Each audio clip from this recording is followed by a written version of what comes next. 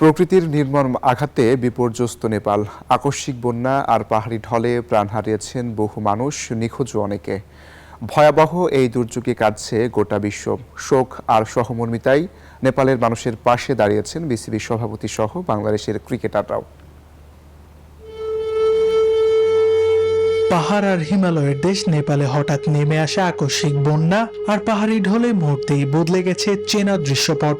এই বিপর্যয়ের ছবি ছুঁয়ে গেছে বাংলাদেশি ক্রিকেটারদেরও। খেলার মাঠের প্রতিদ্বন্দ্বিতা ভুলে মানবিকতার জায়গা থেকে নেপালের মানুষের পাশে দাঁড়িয়েছেন তারা।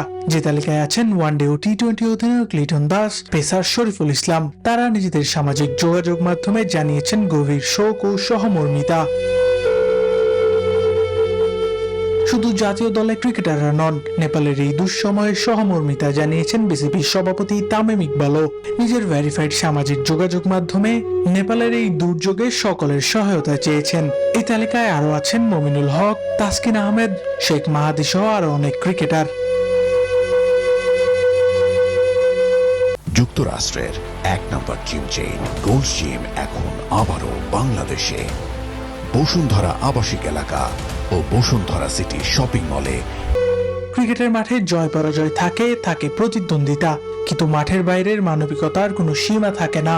নেপালের এই কঠিন সময়ে বাংলাদেশের ক্রিকেটারদের বার্তায় তাই একটাই সুর: দুর্যোগের এই অন্ধকার কেটে যাক, স্বাভাবিক জীবনে ফিরুক নেপালের বিপর্যস্ত মানুষ। আবরার আল দাইয়ান, নিউজ 24।